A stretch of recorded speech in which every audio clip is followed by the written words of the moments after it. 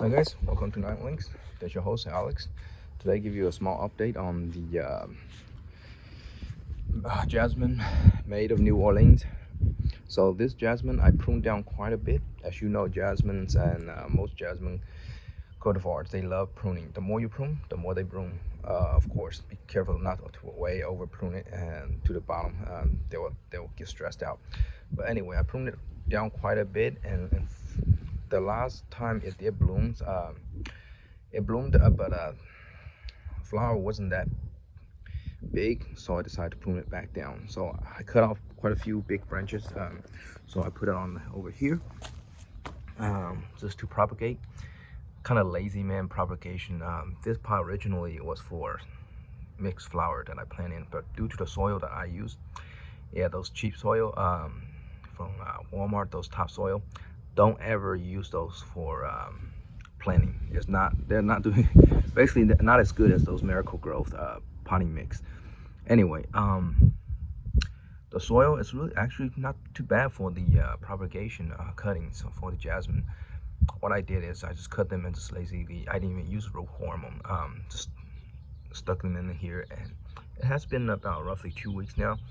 And the funny thing about this one is I didn't follow any guidelines on actual how to propagate jasmine. I know jasmine is pretty easy to propagate, but I didn't know it was that easy. I didn't really have a big hope on these guys. I just cut them, put it in. If they didn't make it, they didn't make it. It's not a big deal. But guess what? Most of them actually made it. So take a look at this one.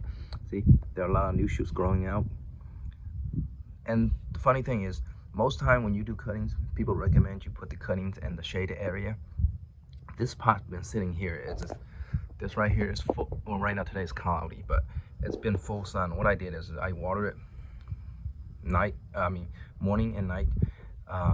That's about it. I didn't really water like the whole pot, just like get a spray gun, just sprayed it at the center, like next to the cutting.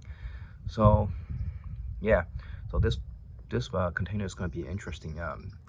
How it's gonna have 1, 2, 3, 4, 5, 6, 7 cuttings in there. They all made it, so just gonna let them grow, I guess, and we'll see. I'll keep you updated on this one. But anyway, back to the jasmine.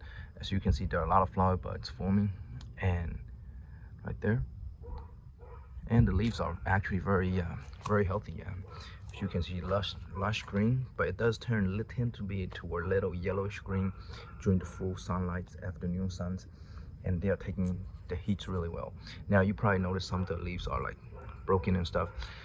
Those are not from bugs or anything, from the high winds when I first brought them out, and they do tend to have a damage on their leaves from the wind. It's not a big deal. It's more of a cosmetic. Like I said, you can cut them off if you want. Jasmine are very resilient to prunings and cuttings. All right. And I do also notice there's some few thrips. They eat the flower, prevent the flower from growing. Some of the flowers will wilt before it, become full size. However, I thought about using chemicals chemical or homemade baking soda. The one I talked about last time, baking soda and soapy water to spray them. But so I see quite a few lacewing